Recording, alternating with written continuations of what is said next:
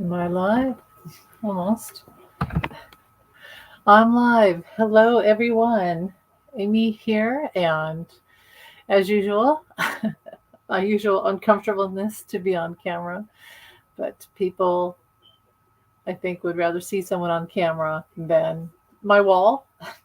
As pretty as my feathers are, I do understand that. And so I do this, and also to connect with you guys and be able to talk to you and answer any questions that you might have. By the way, today is Global Beatles Day, which I don't know who created that or why today would be the day. Oh, I know why. Because uh, the live broadcast of All You Need Is Love was done on this day in 1967. So, which kind of started off the summer of love. And here we are. It's summer now, and we are starting off our summer of love. No matter what's going on in politics, that is our right to have a beautiful summer and to be happy and to connect. And we are one world, as the evidence is that even if we weren't here as humans, the world would still be connected by gravity and non gravity and gaseous explosions and nebulas. And that sounded funny. But we are part of the explosion of the universe. We're part of the universe. So we are the universe. We are each other. We all came from the Big Bang. We all have particles of each other's soul, spirit, energy, body, physical matter inside each of us. And yeah, so remember that we're all one. It doesn't matter where we're born or where we live, or what color our skin is or what our gender is. We are all one human being. Let me make sure I have comments on. So yeah, today, and do I have? I might read it. Let me read it here because I really, I worked hard on my book about John called "Nothing to Get Hung About," um, which I probably have up here somewhere. I need to grab it. You know what? I do have it. So let me do that instead of reading from my phone. Let me see. You get to see my Urs real quick.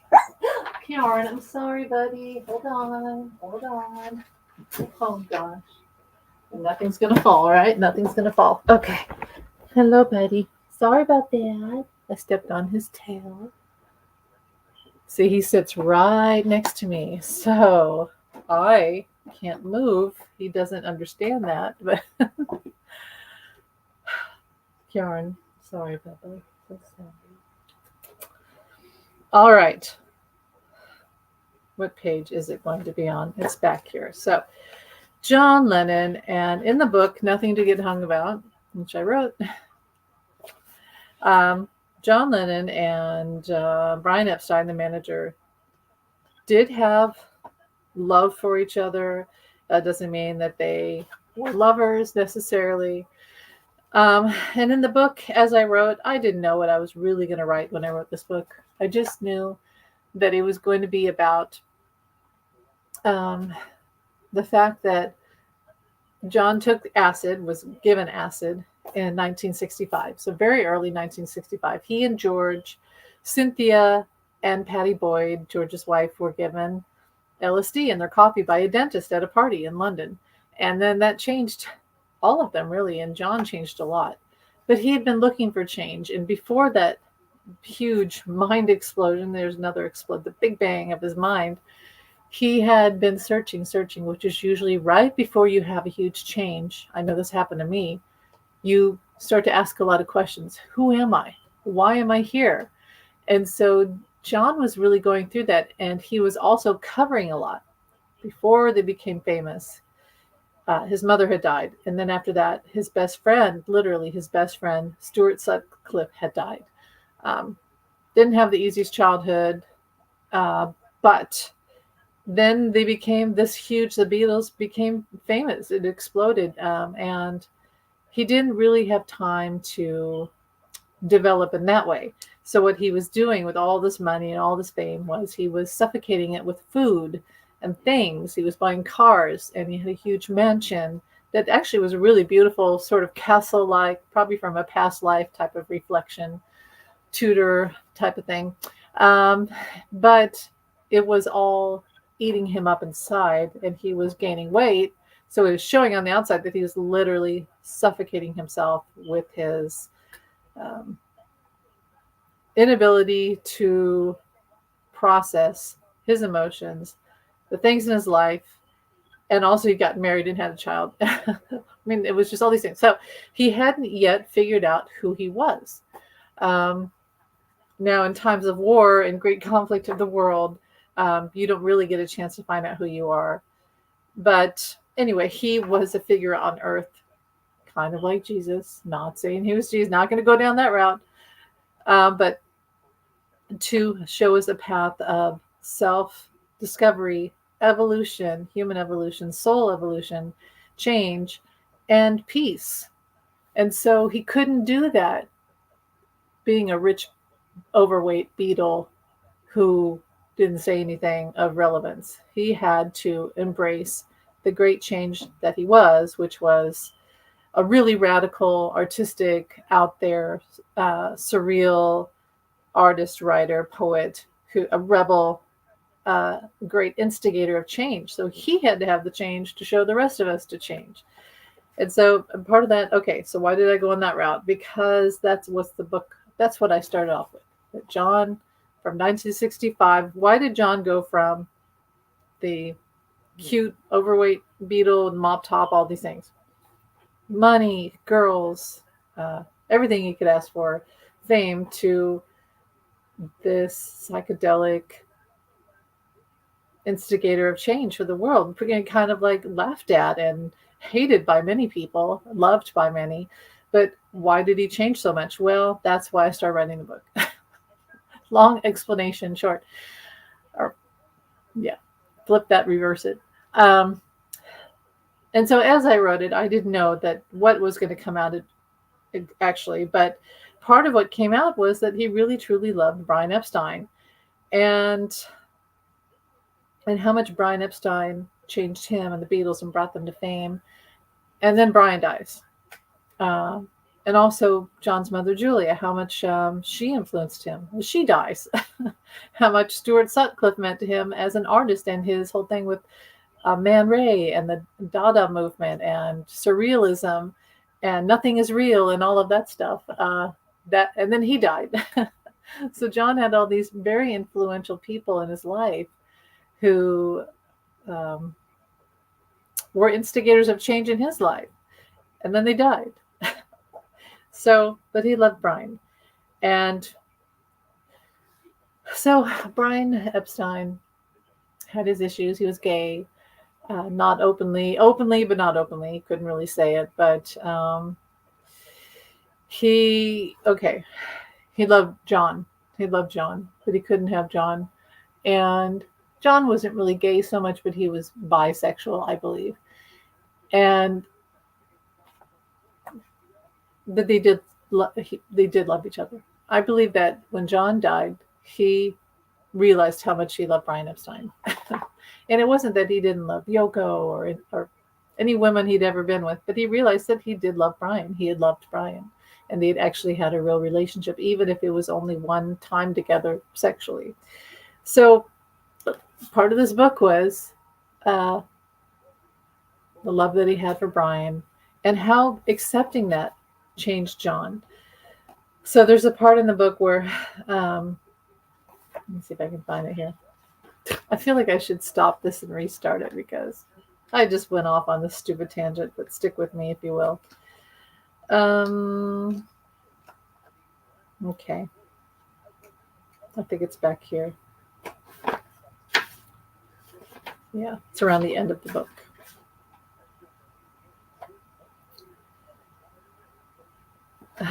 So, okay. So there's a part where John is, so Brian's still alive, is before he dies, like literally right before he dies.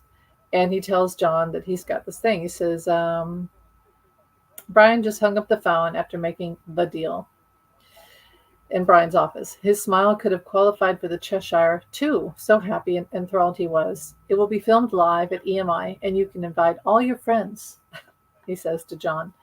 It was the sort of pitch your mother would make. Dear John, I bought buns. Let's have a bun party. Invite all your friends. Signed, Mummy. I don't have a song, John went on. He extracted one arm to bite a hangnail to extinction. Then came the blood, and he tasted that too. You always have a song, John. I have no doubt you'll come up with something fantastic. This is all a scheme to save the Beatles. Brian's face lit up. Perhaps. Live, eh? What if I shout, F the war? You won't. Or I say, piss off, bloody warmongers, kiss me arse. I know you, John, and you wouldn't do any of that. You're too self-conscious and ethical.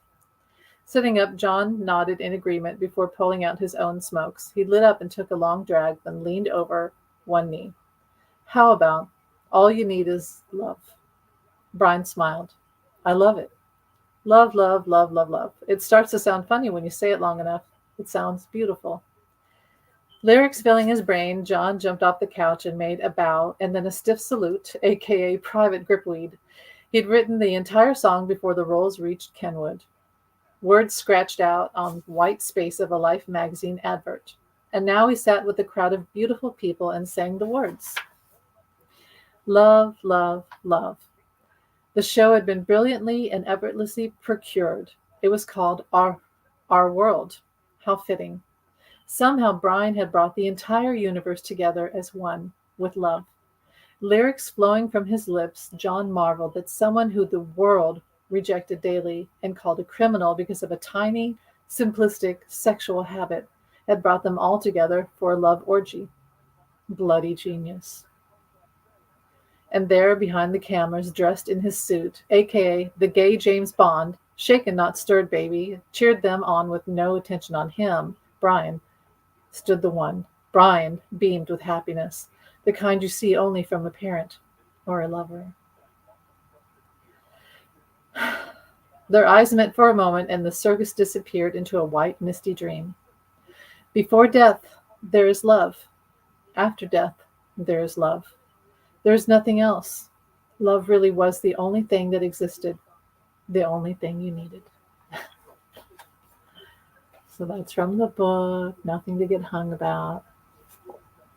I've told Jamie before that probably the real reason I wrote this book was so that I could psychically go to the scene of the with that dentist put LSD and John and George's and Patty and Sim's coffee, and I just wanted to experience it. I've never had acid, and I've told people I'm too high and too weird. Just normally, I've always been this way to do drugs, really, because I think it might throw me over the edge, or I would really love it.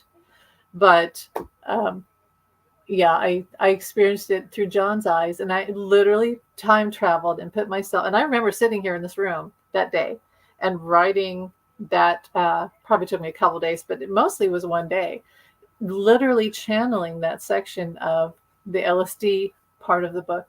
It was really fun. As a big Beatles fan and everything, was really fun. So, and it's funny because after I write these things, I literally will go and check if I was right. And a lot of times the details that there's no way I can know certain details. I'll find out that they actually did happen and I just channeled it. So that's fun. It's fun to time travel and let John talk through me and show me all of that. So anyway, but yeah, today in 1967, I keep wanting to say One World, but it's Our World broadcast, and they did it at EMI, and you've probably seen all the video and the pictures of them holding the cards. All you need is love. Had to have a fifth person to hold the is, probably. And with the flowers and the psychedelic clothing and the hair and the beads, and Mick Jagger was there, and Marianne Faithfull, and all those people were there.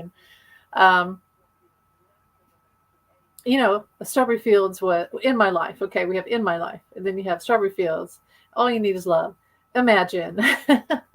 John really was just watching the wheels. John really wrote the same song over and over again, but it was the song of love, and Lennon means love. And I could look that up. Let's do that real quick since we're here, and it's global. That's why I'm going off on this Global Beatles Day, and then I'll talk about politics. And hello, everyone. Thanks for being here.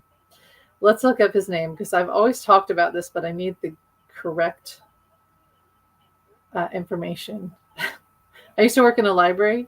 I don't know if you could tell, but I just The instant I think of something and have a question, if I don't get it psychically, which now I have, I didn't know I had back then when I worked at the library, but now I just psychically can get it. But it's just so easy now to just go on a computer. I don't have to run to a shelf.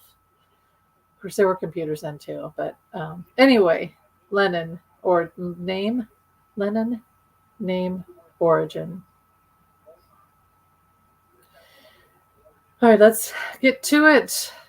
Um, Lenin family history. We'll see. We're going to go into all the. Okay, let's go. Lenin's surname meaning Irish, shortened and anglicized form of Gaelic. Leonin. I think I have done this. Who cares? I'll do it again. Son of Leonin, a personal name probably derived from Len, Lian, cloak mantle, Leom, Leonin. It's an alternative form anglicized as Lenane, Irish shortened anglicized form of Gaelic, O'Lonin, Olonine, or O'Lunin, descendant of Lunin, or from the rare Galway named Maclonine, son of Lonon, all derived from a personal name based on the diminutive of Blackbird. What? What? Get out of here. Get the fuck out of here. Get out of here. Scottish English shortened form of McLennan or McLennan. Mind blown. Mind blown.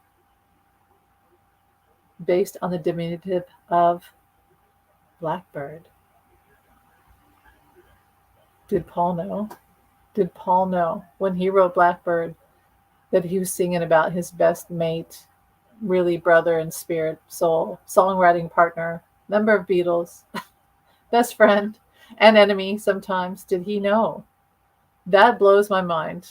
Okay.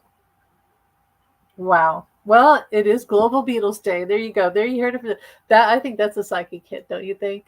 That we just, us together, all you guys listening and me here and John's with me, that we just figured out that when Paul wrote Blackbird, yes, it was about civil rights, definitely, and but also about John. In some way, it was about John. It all ties together, my friends. So anyway, happy Beatles, Global Beatles Day, and to me, every day is Beatles Day, so that's good. Well, here I am, and it was going to be another hot day, but it got kind of cloudy, and we had most of the day was overcast and about 87 degrees. Some storms rolled through, not bad, but yeah, we were going to have hundreds again. Down south, it's so hot that people falling on concrete are getting burnt and going to the emergency room. So it's really hot here in the southern part of the United States. Sun just came out, so it's going to get warm here, but just in time for evening, so not too bad. But anyway, so I was going to come on here and talk about some politics, which sounds and feels really like a drag, but you know, it's fun. It's fun. I like to go over these things, and because this is a big week with the debate. So let's remember all the positive stuff I just talked about. and by the way, I just want to say to everyone, I hope you're doing well. I hope you've had a beautiful day. As I post on the community board, I saw that Carolyn, she's still not feeling well. So Carolyn, I hope and I pray that you're feeling better, and that Peter had his surgery. So let's send out prayers of healing to both of them, that they are doing well, and that you can manage things with, I know you have your puppies, and so we're sending healing out to you. And to all of you, all my friends, love you. Thanks for being here. So politics, if anyone has any questions, let me know. But I'm going to go over kind of a hit I got about the debate, that who knows if it's still going to happen. Some people say yes, some people say no. As I said last night, I kept seeing question marks. Will 45 go? It's for sure that Biden will go. It's for sure.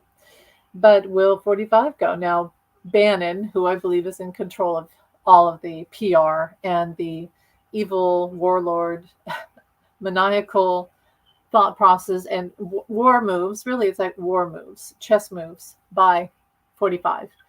He, we sent out this lady of, I don't know who she is. She has blonde hair, spokesperson for 45.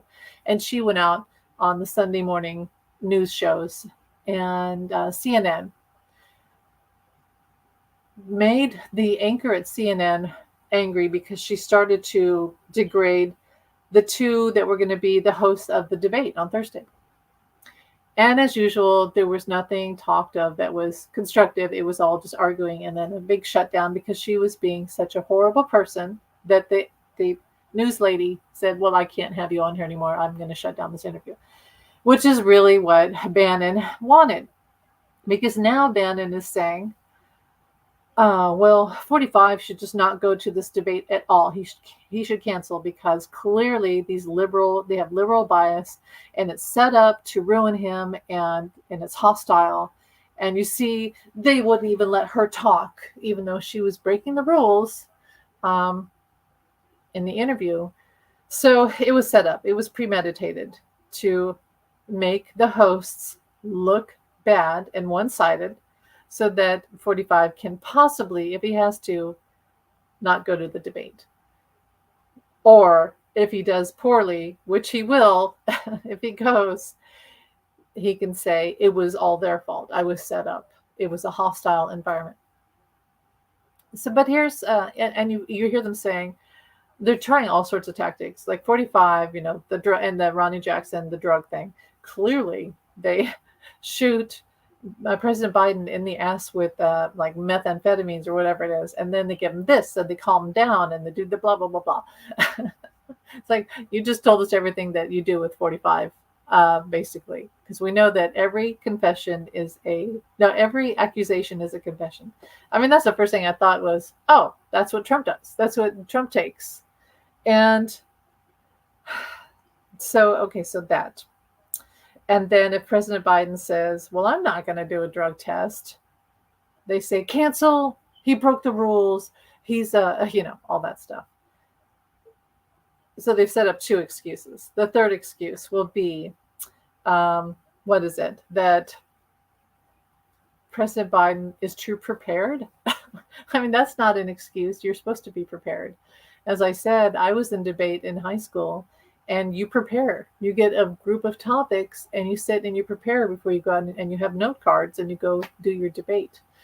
So I don't know. But here's the thing. Here's the hit that I got. It's still a question. Will he? Won't he? Some of us see him going, I've gotten that he's going to call him sick. And narcissists do feel sick when they feel like they're not getting their way. They do literally feel physically sick. So it's possible that 45 is going to claim sickness. And, or Ronnie Jackson will say, I'm sorry, he's too, whatever. He has the stomach flu, or maybe it's going to be COVID, the virus again. Who knows? But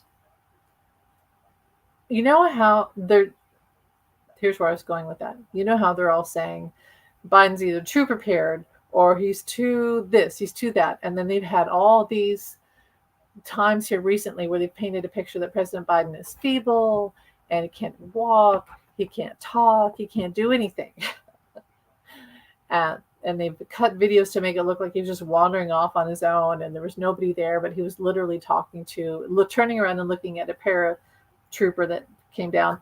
And then another time it looked like he was wandering off stage, but literally he was going to talk to someone. So they've been painting a picture, editing videos. Fake news is what that is. And to make it look like President Biden is insane, feeble, old, slow, sleepy, dementia, etc. So what 45 is terrified of is that on live TV, we're going to see the truth. That's what I got today. That's what they're really terrified of, because they've done all this work to make everyone think that President Biden is this one thing, like nothing, like a speck on the ground that they've stepped on. They've destroyed him, right? We're going to see that's not true, that President Biden can walk and talk and think, and that he knows policy, he has a plan, he has a brain, and even though he can stutter, which we all know he stutters, he's actually a brilliant person, hard worker, ethical, nice, knows world policy, uh, worked with the border here.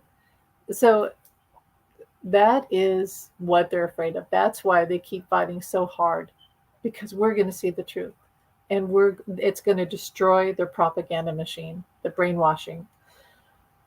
Um, so again, will he do it? I don't know. I can't sit here and say, yes, 45 is not going to go to the debate, or yes, he's going to go. What I do know is that it's up in the air. And sometimes, to me, that's how spirit works. I often only see what is happening and why, and not a date or time or outcome, although I have gotten those. But I think I would be a fool if I sat here and said an absolute, yes, he's going to go, or no, he's not going to go. I'm saying that I think that it is like the weather. It's subject to change. But I gave you all the things that might happen and why. Why he's so terrified. It's because they don't want us to see the truth. So, what's the other thing? I'll tell you what, if 45 does go, which he probably will, because it's kind of late to back out, it's going to be a mess. He's going to look horrible. Who was it that said, one of his own spokespeople or former spokespeople said that she thinks that the worst thing that he's going to do is he's going to be a bully. And I've said that too. I think that we don't like that. People don't like that anymore. I don't care if you're undecided, Republican, Democrat, Independent. People are sick of that mentality of the bully. A lot of us have, if we weren't like that before, we've grown out of it. It's sickening to watch.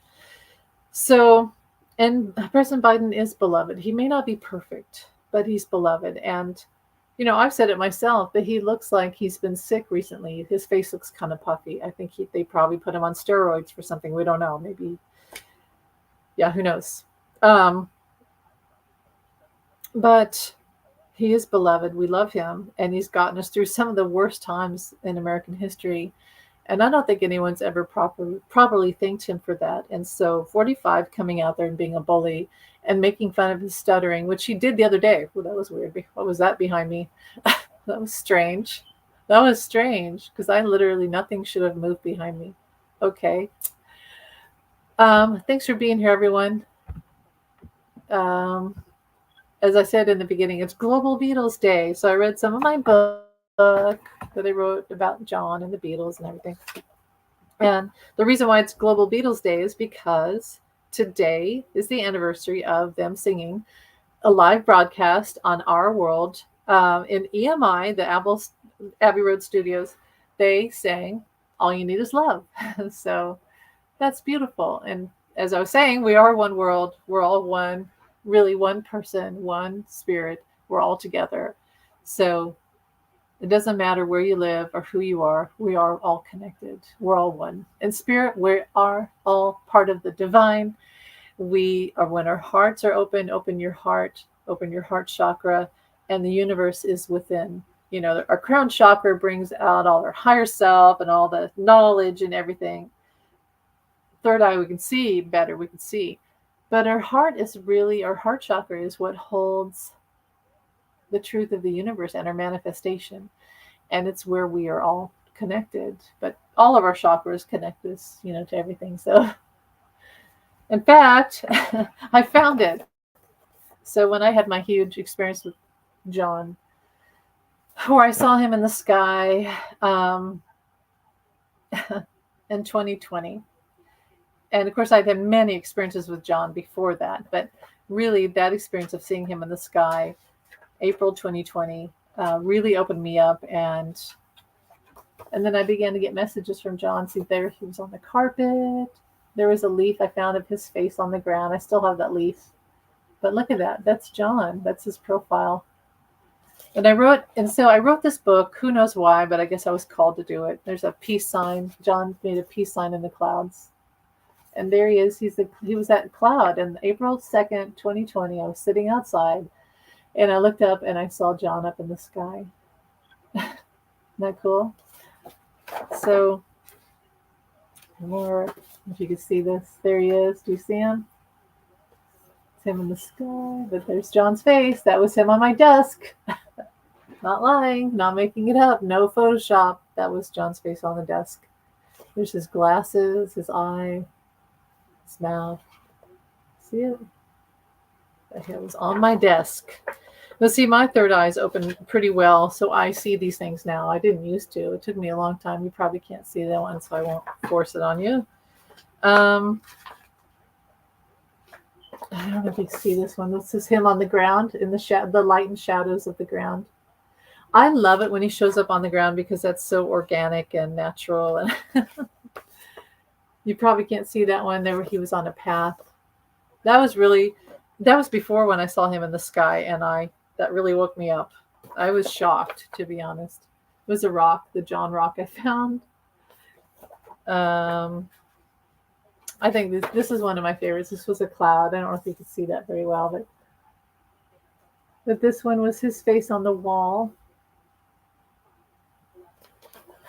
So you can see spirit. They do show up. They show up. There's his face in the cloud. And then he was on the counter. That's his eye and his glasses. You see his eye very well? Can you see it? Stupid green screen technology. I don't know if you can see this very well, but that was his face on the wall. It's hard to transfer pictures into a book and have them look like decent. They just don't do well. You probably can't even see that. And of course, seeing these, I thought, have I seen him my whole life? And just walked over, passed by. This was on my record player. Can you see it? There's his face. He was on the record player. It's still there. It's still on the record player. You probably can't see it very well, but that's him. And I think that's about it. But anyway, there's Jamie. Hi, Jamie. I got trapped into a conga line celebrating the Global Beatles Day earlier. It took me about 45 minutes to get out of it. Every time I turned around, the conga line turned around with me. It's like the bunny hop. Well, sounds fun, though. That's more than I experienced here in Kansas. Like, I got, talked about it online. I kind of felt overwhelmed because, Beatle people online, but not that well. And I'm talking about just on, I don't know them, but other people, like hashtags and things like that. Maybe people I follow and things and who are Beatle fans. And so not much around here that I know of. I wish there was more. In fact, I think that we used to have Beatle Fest here. So nothing like, I mean, obviously you're at the epicenter of where it would be happening. It makes me jealous, but I'm happy for you. That sounds like fun. Sort of frustrating, but fun. You just say help, help. Oh God. Then they play the song Help and you really get trapped in there. No, we used to have Beatle Fest here and they don't do that anymore. I would love to have another Beatles Fest in my area because I don't know, it's fun. They should do it. Conga line. Oh gosh. Yeah, I bet it's busy in Liverpool today. So and it was Stuart Sutcliffe's birthday. And then we had Paul, who, that was so cool to see those pictures and videos of Paul and his daughter going to the Taylor Swift concert. I mean, and who else was there? There was like, Hugh Grant was there. Some people you wonder, are you really Taylor Swift fans? Or are you just here there for the fun? But who cares? Because again, they were all united. Everyone was united. So it's a good thing. It's a beautiful thing.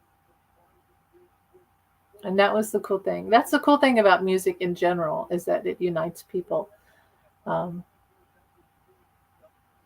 We have war, and then we have music, right? You can create war, or you can create music. And I have to say that we really need to keep creating. See, the whole thing about Taylor Swift, I understand why people like her. I don't dog her music at all. It's not my thing. But I don't understand. people are happy. Like, she makes them happy. Um, and that is music. But it also says to me, more people need to keep writing music, so that we have more bands and more love to go around, and extend it. Her and many others, keep the music going. Just keep it going. What we need to do is stop the payola on popular radio stations. Does anyone really listen to the popular radio stations anymore? Personally, I like, people listen to Sirius. They listen to, what's the one? Whatever, Spotify. There is, yeah, Sirius, Spotify. There's Pandora. There's just online radio stations. People download music. Does anyone really listen to popular radio anymore? So now, to me, it is personal choice and indie. And I went through, with the beginning of my career as a musician, the indie thing, and had to fight really hard to get any of my music on the radio. It was extremely hard, because there's payola, and there's people, the popular artists, usually 15-year-old, Britney Spears. No offense to Britney Spears. Justin Timberlake and all that, dominating. And what I love are like, not serious, not going to say they're bad, but songwriters of a certain style. And I love Bob Dylan, and I love, whatever. I'll shut up because I sound condescending, so I'm going to shut up. Okay. I don't want to be condescending, because anybody who writes music is cool in my book. I don't have to like the music, but I'm like, you keep writing. I love it. I think it's wonderful. So, create war, or you could create music. Anyway, any questions about politics or life or anything? I'm here. I can be on a little bit longer. And Lauren Boebert, if you don't know who that is, she's the, what was it, Beetlejuice? The lady in Beetlejuice who vaped in front of a pregnant woman, and did illustrious activities in the dark amongst the theater people, and then got kicked out. And that's not the end of it. She's had much more trouble, and one of her kids has had trouble with guns, and her husband had trouble with guns and bad behavior. I think she had a whatever. I can't believe I'm saying these words. She's in a primary tonight. Could possibly win, and then that would lead her up to the run to be back in the Senate in 2024 here. I can't believe that I feel like there should be standards for running for office. And one of those should be that if you're ever caught getting felt up in a theater vaping in front of a pregnant woman, you can't run. You're instantly disqualified. I think that should be a rule. But, we live in crazy clown world right now. So, but yeah, any comment, any questions about politics? Let me see. What else is going on here? We had the Bannon thing. Stupid Bannon. Can't wait till they lock him up. Oh, it's Maggie Haberman. She's the one who says that 45 will be very mean to Biden. Well, yeah. I mean, he is like that, and his base likes that. Now, there's not going to be a live audience, so he's not going to get that instant gratification of people like Jerry Springer yelling, lock her up, lock her up. In fact, I think that a lot of what 45 does, if he goes to the debate, a lot of his tactics and a lot of the things that he says are just going to fall flat. He's used to going to his rallies and having all these sycophants calling his name and shouting things, and him just being able to say whatever he wants, even if it's completely false. And they love him. He could do anything. He could do anything. He's not going to be in that atmosphere. He's going to be where there are rules, and you have to know stuff about policy. So, and his policies are horrible, horrible. So yeah, what else do we have going on here? Alex Jones, there's still, I mean, how many years do you have to take down Alex Jones? Is it per pound? Is it per, I don't know. There was a presentation in Liverpool earlier about the Paul is dead phenomenon. Yeah. Interesting. The guy doing it really believes it and has compiled thousands of documents to back the theory up. Quite ridiculous. They really believe it. I one time I've told you this. One time I was sick and I remember I went down the rabbit hole. Like we've all done, right? We've all done it. And I went down the rabbit hole.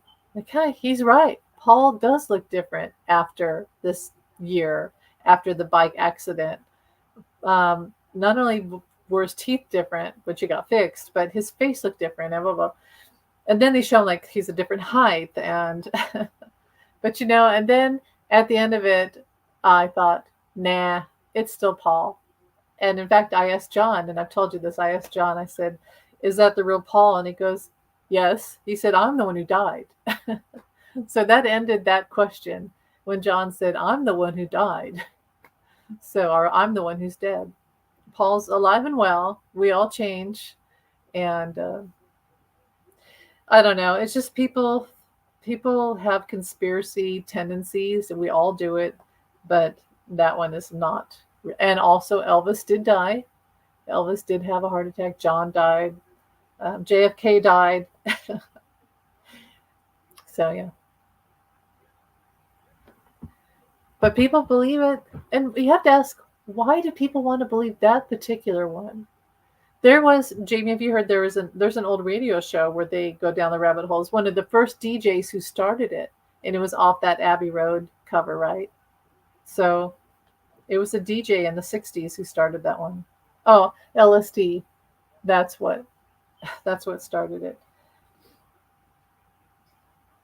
Okay, so here's a politics thing. So today, Judge Merchan did a partial lessening of the gag order. 45, right before the debate, can't talk about jurors still. He can't he can't display, their addresses and identifications.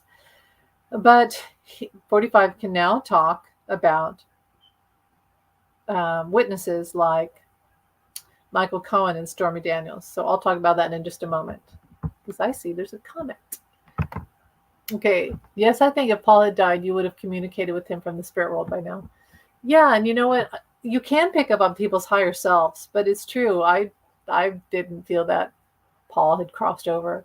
I've felt Linda's talked to me, and it's funny, I don't get a lot from Stu Sutcliffe, which makes me think that he already reincarnated, or he just is very private. What's the other one?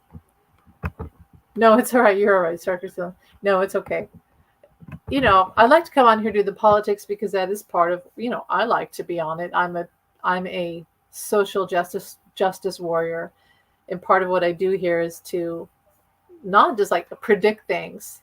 Because I know part of predicting things is to helping people know it's going to be okay, but also getting us ready for if anything, crappy is going to happen. But a lot of what I do is calling out what these people are doing, like 45, so that they can't get by with it.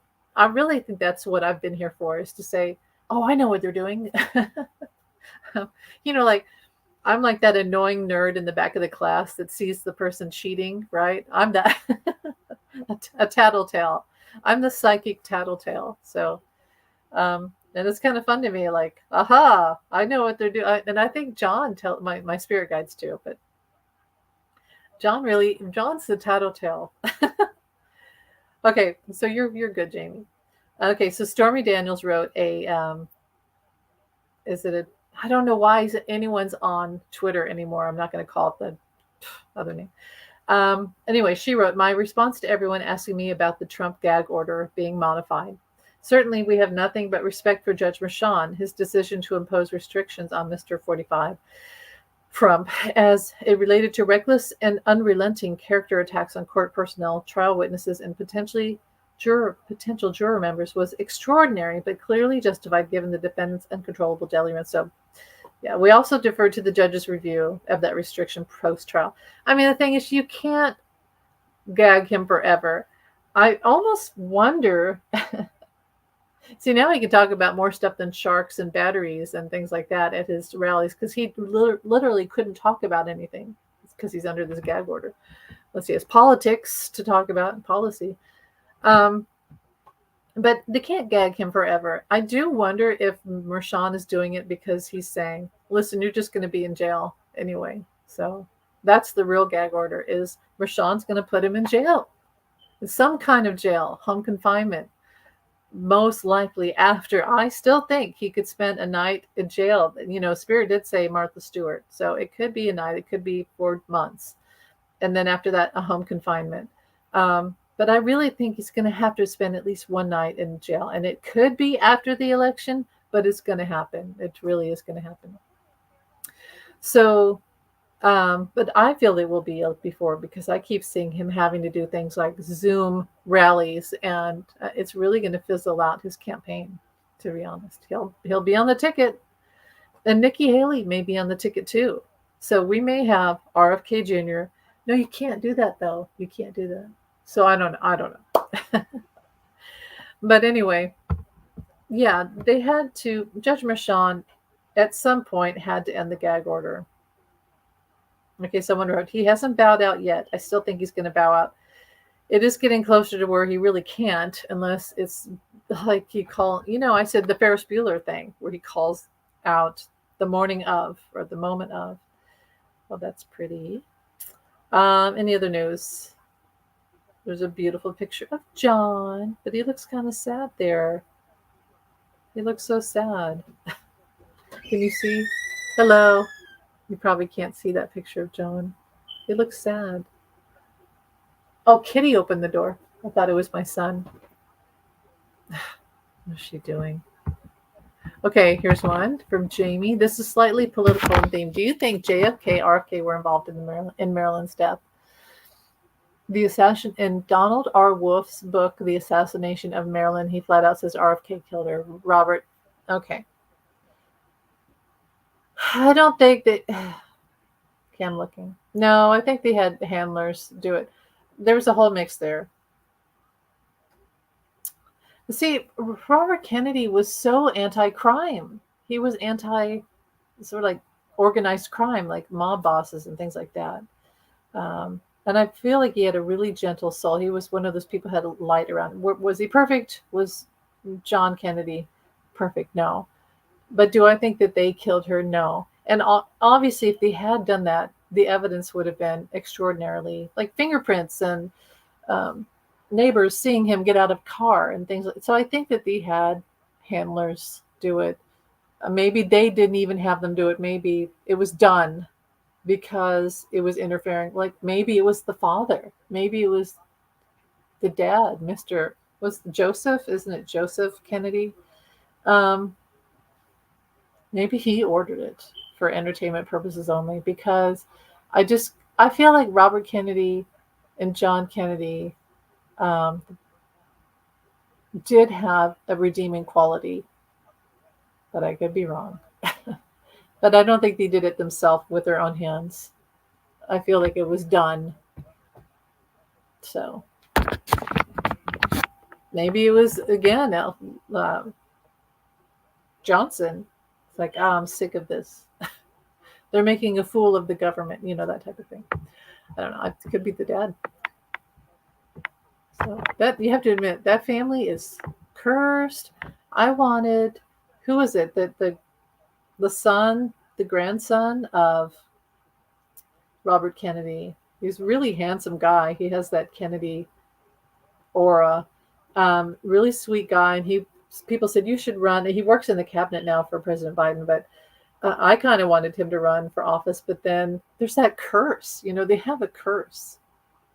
Maybe that's what got her, Marilyn Monroe. It's just that energy of the curse, of the Kennedy curse. Okay, so what else do we have here? I'll answer any other questions. By the way, I've always felt that John Kennedy was killed, that Johnson had something to do with it, and the CIA, and Jack Ruby was clearly allowed to go down to that garage on purpose And the cops there knew that he was going to take out Oswald, and he had to kill Oswald before Oswald told details. So the whole thing was clearly planned. There's no doubt about it. I do feel they switched the body before the autopsy, and it was all effing planned. There's no doubt in my mind. And Kennedy was going to do too much to help civil rights, and that's really the heart of it, was that and the war, Vietnam, and everything else. So, I think I watched a reader. I watched a reader, and nothing bad about her at all. I think her other readings are great, but when she pulled some cards, she said, "And there you go, John Kennedy was not. It was not ordered by the CIA or whatever." I'm like, I'm out, because I've gotten 100%. The CIA took him out. It's not, and I don't know, whatever. I'm not alone in that. That's a conspiracy theory. Not all conspiracy theories are fake. Some of them are actually real.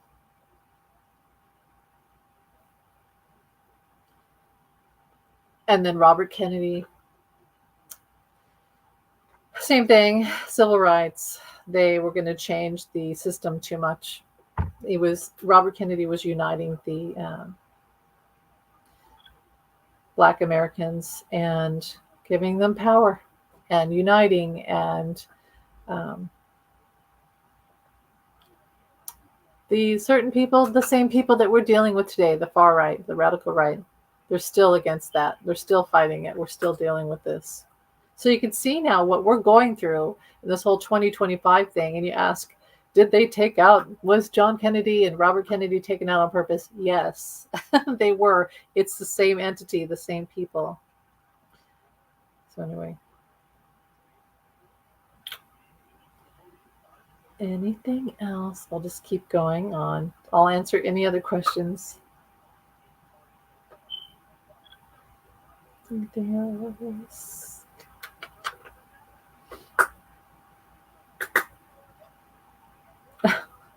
Yeah, this thing. Here's this story about 45 saying he has wounds all over his body. Now, he meant that in a non-literal way, like he's a victim of war, and we've hurt him with all our lawsuits and everything. It's like, but at the same time, you go, wow, it sounds like he's really got wounds all over his body, and it makes you wonder, because he had the hand thing, and I still think that he probably had syphilis. I really do. Jamie, what about this one? Sean Penn confronts rumor that he beat Madonna with baseball bat. Here's my feeling. If he had done that, she would have said something by now, and she's never said anything about that. Yeah, I don't think he did it. I don't think he did it.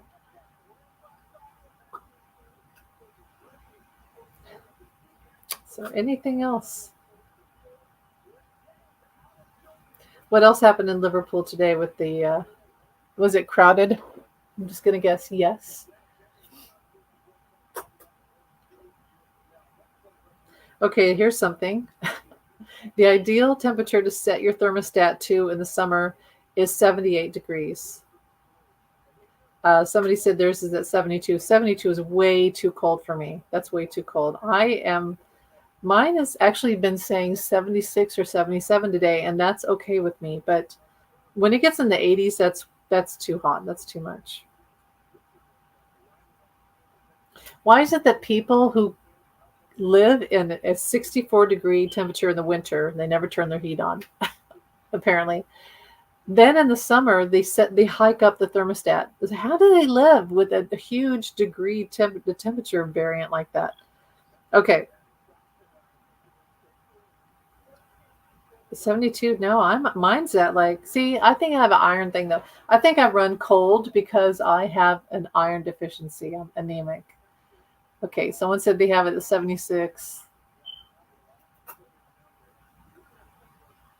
I find this fascinating because I just don't know how people live in the 60s in their house. I would freeze to death, literally. 72 is cold. That's really cold. 68 at night, 70 during the day. That's cold. Oh my gosh. Oh, did I miss a comment? Oh, I missed one. So I'm sorry. Yes, it's sad that the media still plagues Sean Penn and Madonna nearly 40 years after they married. Incidentally, Sean Penn, from an actor's point of view, is the greatest screen actor I've ever seen.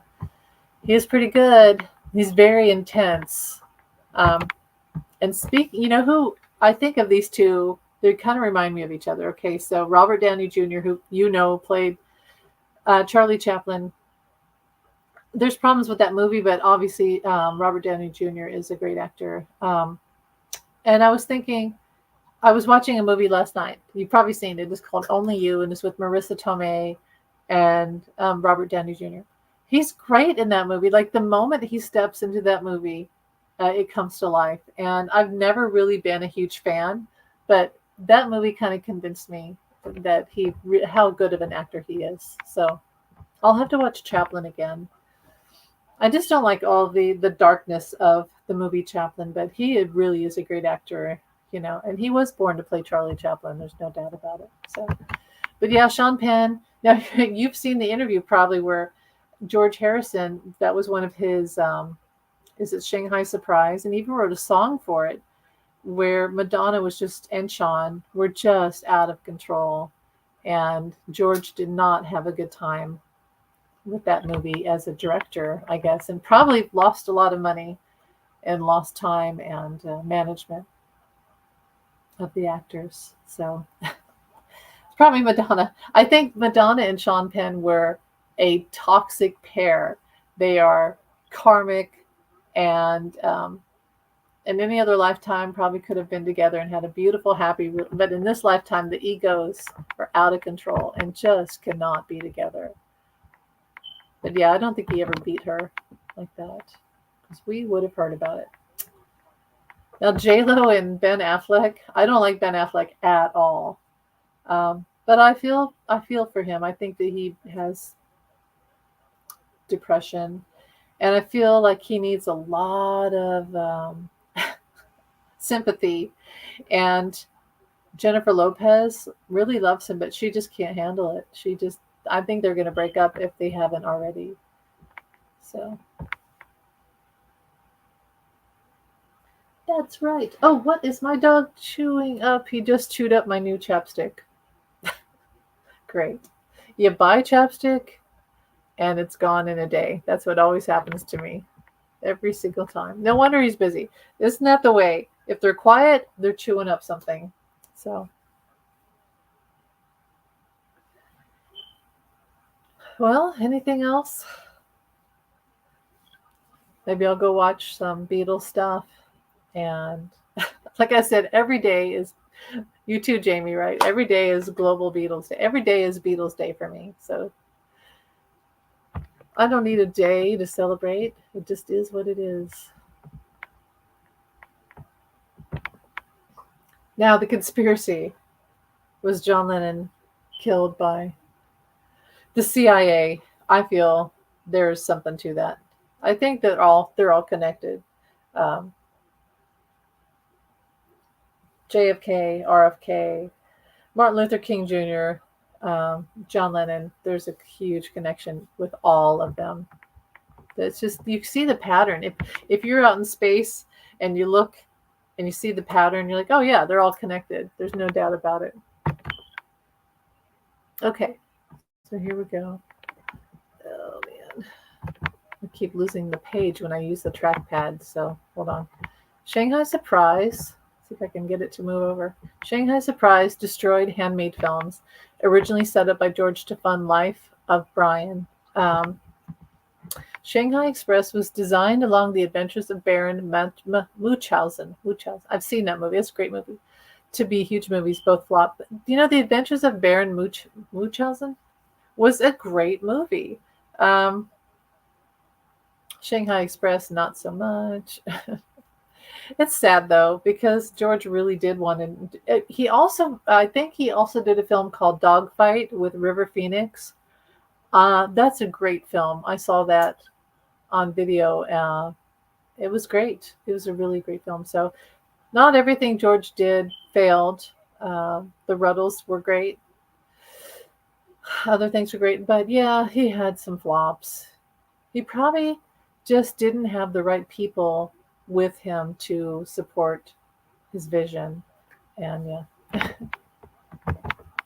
yeah. Didn't the guy who did the graphics for Monty Python? He did a lot of the art in that film, and I really love that. I could be wrong, but yeah, that's good. I liked it. It's one of those lost movies people don't talk about anymore. Mm. Anything else? It's too bad George isn't still here. It would have been nice to see what else George could have had in film, but it's Terry Gilliam. That's right. That's right. It's great. He's brilliant. So, well, here we are. I just had a I just had a brain fart. So, well, some of my favorite movies are all connected to that era and the George and also Monty Python. I mean, you can get really into the rabbit hole of that. And I love everything Monty Python. So I just think it's so cool that George was wrapped up in that whole thing. It's really cool. Okay, on the subject of John's murder, yes, which we've talked about before, but no one's ever. I feel like a lot of people don't have the guts to just come out and say that it was orchestrated. And to me, it just seems really obvious that it was. It wasn't just some crazy guy. It was like Oswald. Oswald was crazy, but there was something behind it. I feel like it was orchestrated big time.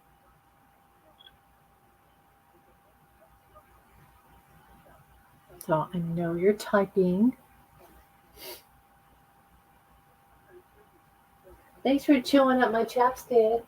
I hope that you don't get sick doing that, you little stinker. Oh, you're all greasy. Here, let's move all of that. Why'd you do that? Why'd you do that? Oh no. I hope he doesn't get sick doing that. Doggone it. Why did you do that? Just have your blankie. Karen, I hope you don't get sick. Oh my god. Oh, buddy. You're still a puppy. Yes, you are. I'm gonna have to watch him.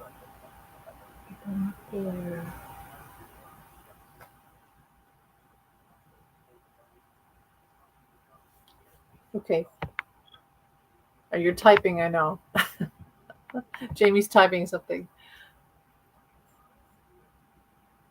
What else do we have? The news. Well, Jamie typed. Oh, there you go. The doorman who worked at the Dakota was an ex CIA agent who had been at the RFK murder, Bay of Pigs massacre, Jonestown disaster, and John's assassination. Too many. Yeah. That is a lot of coincidences. Well, I mean, who knows if the door, I mean, I don't know. But I will say this. Yes, it was orchestrated. And, you think, what if John had had security? But what if the security was infiltrated too? So you just never know. And, we could look back and we could say, what if this and what if that? But the truth was, it was meant to happen. It was written I feel like it was written in time that that was going to happen when it happened. And yeah, and we can't do anything about it now besides writing, like I'm writing my book about what if John had survived and he wakes up from a coma 10 years later. He's paralyzed, but he's alive. And so then it's what if? That's all we can really do. We can't change the past. So, but yeah, John definitely had a lot of people around him who were not good people, and some were good, some were bloodsuckers for money and fame, and lots of money loss, I think. Users, but also just people who genuinely loved him and wanted to be close to him. So I don't know. What can you do? It's a problem with fame. He talks about it, what in this Spirit in the Sky. He does talk about his death.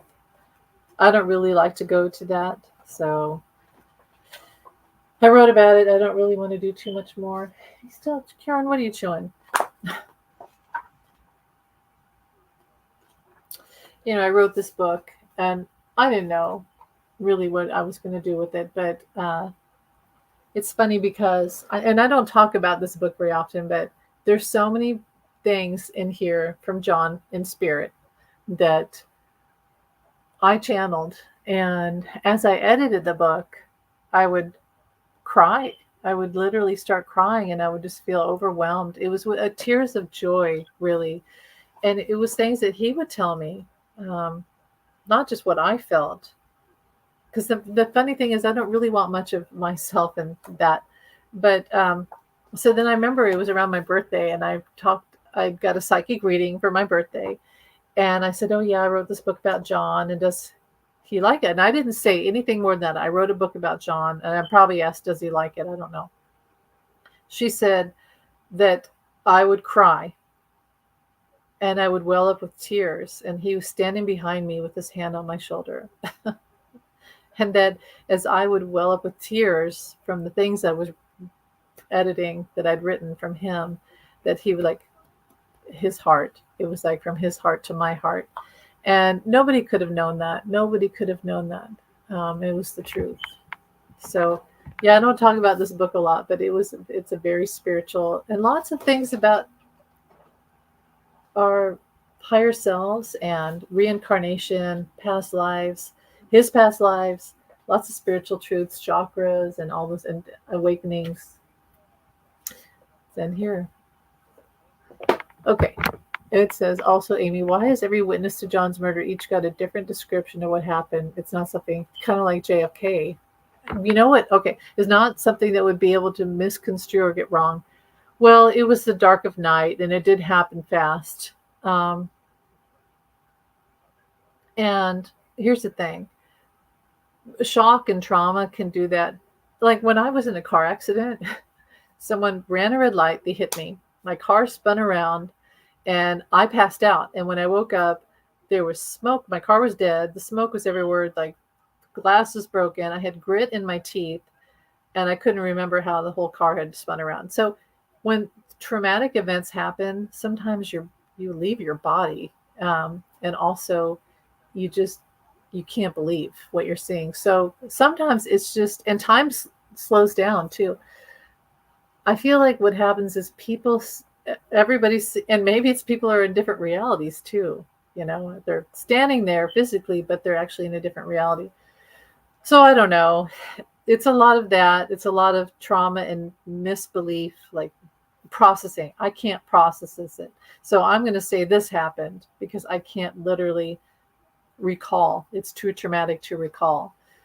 But also I believe that there is the Men in Black theory where they come and wipe your brain. I really believe that. And whether it's tied to the CIA or I don't know, but I really or spirit, there's something to that whole mind wipe thing that happens. Oh, thank you, Jamie. Nothing to get hung about. This one. Thank you. Well, I say not just if you love John, but if you love the Beatles or you love the 60s, this isn't just about John. This is a narrative fiction. So I channel him, but it's not like this book where it's spirit stuff. This is really about John and why he wrote Strawberry Fields Forever. That's really what it's about. And so it is a lot of stuff about the Beatles, and his mother and Aunt Mimi and Stu Sutcliffe and Brian Epstein. And there's some things in here that, like I said, I feel like I channeled it. And I will read lines in here, like when George says, the Stones will break up before we do. And that still cracks me up. Just little things.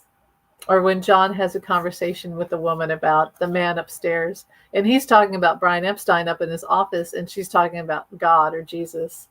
And I love that scene. I thought that was fun. So yeah, if you love the Beatles and you want to experience what it was like through John's eyes, this is the book. So yeah, thank you, Jamie. Oh, well, happy Tuesday. Happy Beatles Day. Um, okay, here's a question. It's a morbid question, Amy, but was John aware he'd been shot straight away? Oh, yeah. Well, as much as a person can be, right? Because he kind of knew it was going to happen. So when it happened, it was that shock.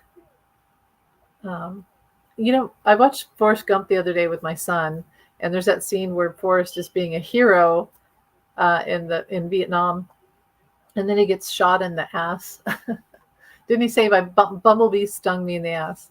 It's kind of like that. Like you don't know, your brain can't comprehend what just happened, but John really did know, and then of course, it became really apparent that he knew. And that he was pretty much going to die. I think there's a shock that comes over your body, and also you start to leave your body straight away. So he knew. And here's the other thing: they went in, like Kennedy. It went in his throat, like he got shot. So yeah, he knew. It's sad. I don't like to. That is hard for me, actually.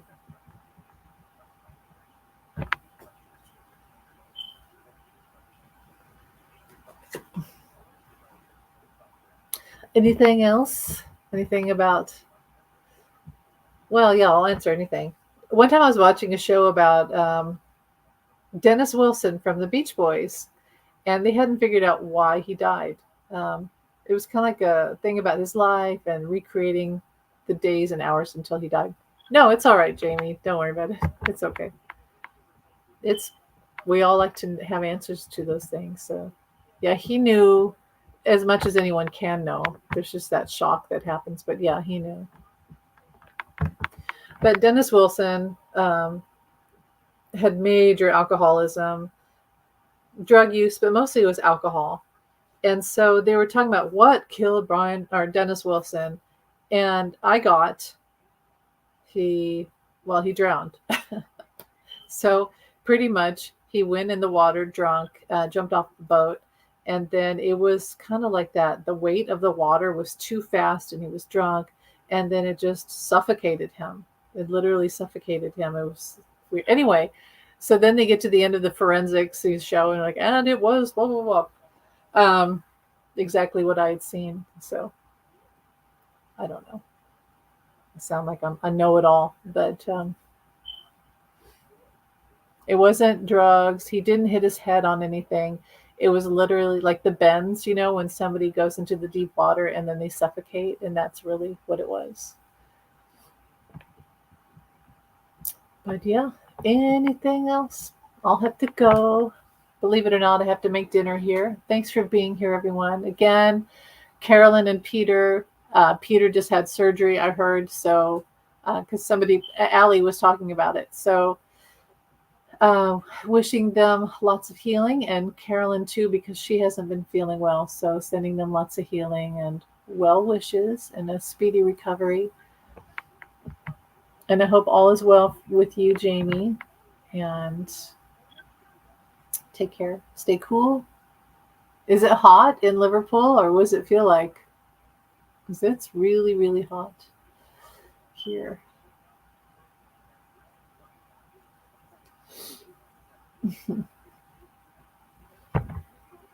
What was I watching? I was watching a movie last night.